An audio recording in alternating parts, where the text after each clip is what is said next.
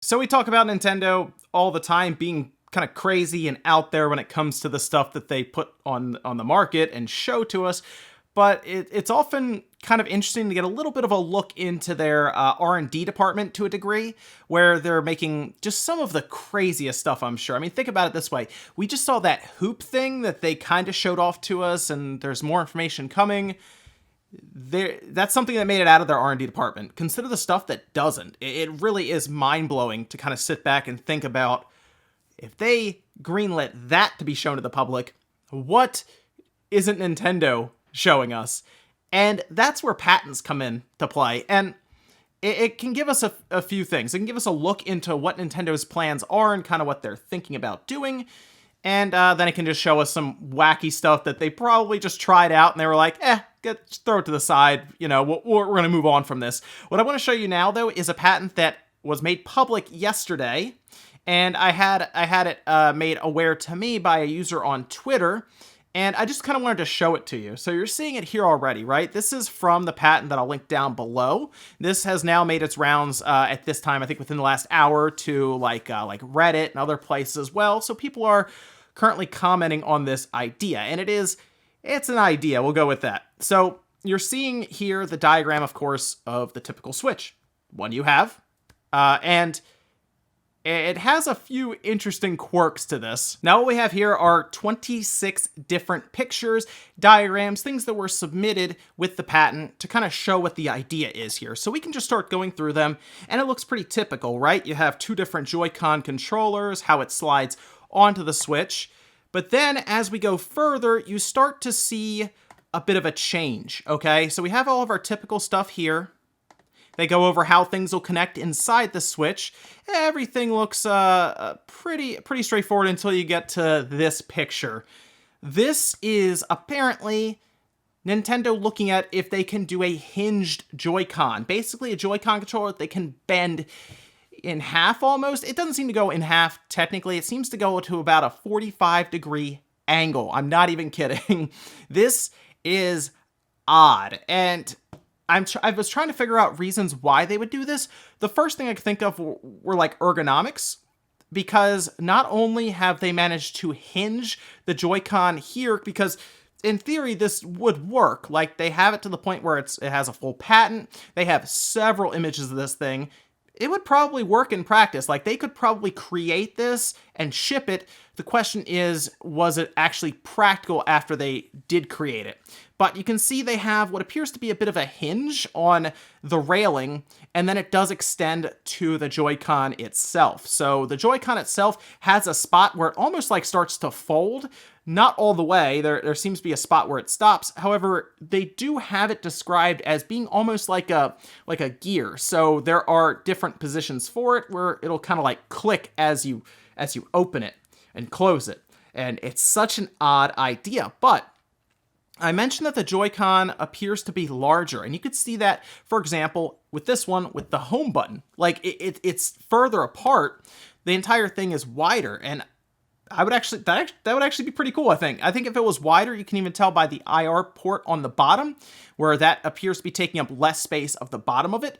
That would be very helpful if it was more set up for larger hands, right? We've seen Ori, I believe, doing their own like wider Joy-Con controllers for the Daemon X Machina launch this month. And I think if we got to that point where they made just different shaped Joy-Con controllers, I think we would like that. And it almost seems like they're trying to break away from the idea, because it is described that the Joy-Con controllers, this is in the patent, have to, of course, adhere to a certain setup with the railing on the side so that it fits onto the Switch, right? Like, the Joy-Con has to be able to slide into the Switch, but it doesn't necessarily have to stay that shape, is kind of what they're describing. So consider that going forward with what we could see from Nintendo. Now, if we keep going, they show several different angles of this thing, and you can see that it appears like it's two pieces. So the Joy-Con's pretty much been split into two pieces, and then it's just hinged. Okay, that seems like a cool idea, but it gets crazier. It is technically two pieces, but it also breaks off into a third piece. Yeah, this is where I think they started to kind of lose it a bit and it get a bit out there. They do display this as we go through here. Here is our or hinge straight up, it does run on a hinge that then can grab the Joy-Con or let it go. It sounds weird, but there's a diagram to describe that. Stick with me here for a second. If we look at them hooking up to the Switch, there's the inside view of the rail. That's how far along they were. They're like a full detailed look at the inside of that Joy-Con rail. That on the side would be where the hinge would exist and how they would make this work. Now, if we get to, so there it is in the hand, and I have to imagine the way they're showing this, that it's set up for ergonomics. Like, I think they're trying to make it set up so it feels better, and I'm trying to, like, imagine that. Maybe somebody out there could play around with the idea of this and kind of take a Joy-Con and hinge it like this, just to see if it really does feel better.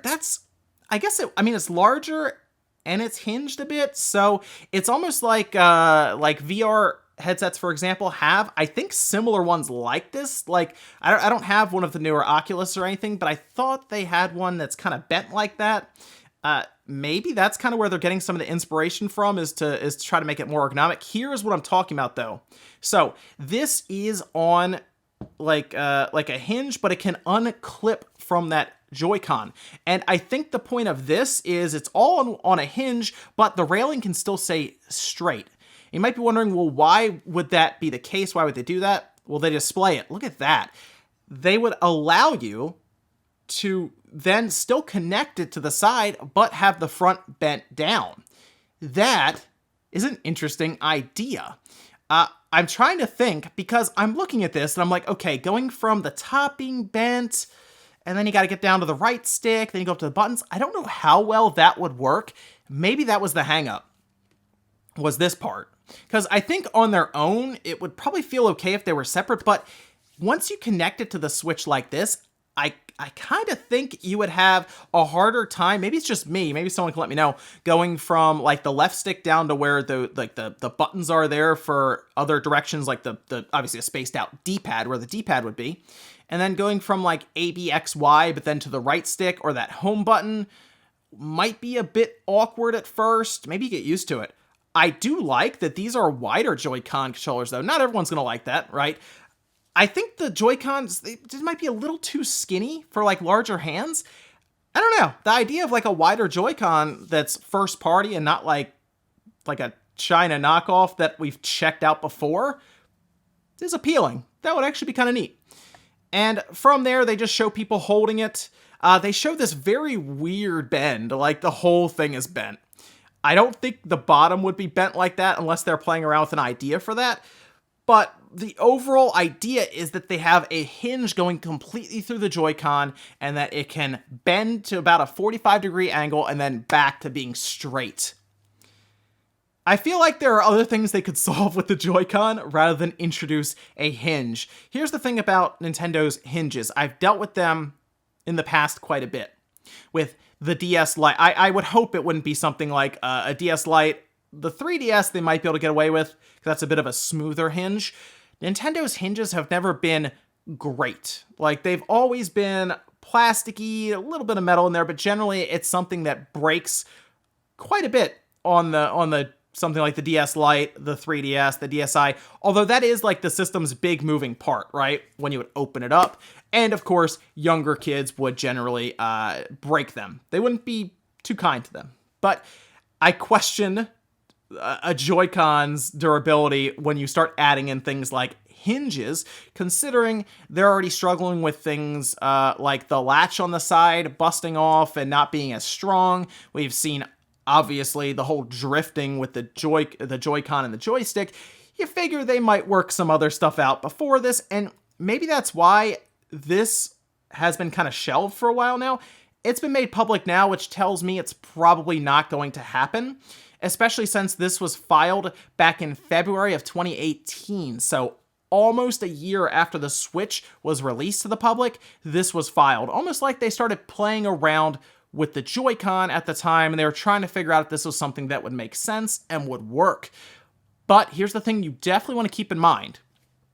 Nintendo is playing around with the Joy-Con in the background right now, trying to figure out how they can change it, but still technically keep it the same. And they're willing to go this far with a hinge, so it makes me start to wonder what else they could do with it. I would like to see them do a D-pad. I don't know if they will. It's weird that they wouldn't, and that's become like a Switch Lite exclusive feature. It's a D-pad. Like, let's get a patent for a D-pad. Let's do that. Let's do a D-pad, slap it on that left Joy-Con, and I think a lot of us will be happy. Play around with that analog stick.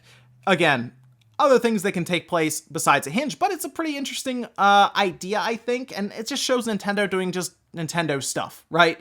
Let me know what you think about this patent, though, down below, because I really am curious what people's thoughts are on this. And I also leave a link down below to this patent in the description so you can check for yourself and read through it. It is a long read. Like, it is quite a bit of information. I feel like, got pretty far with this thing. Like, I don't think this was just something they were playing around with one day and they were like, oh, let's draw it up. No, there's a lot of documentation about this thing. So who knows, maybe it is coming. I don't think so, though. I think this is a little too far, a little too much to try to make it work. But thanks, guys, for watching. Make sure you like the video if you enjoyed it. I'll see you guys next time.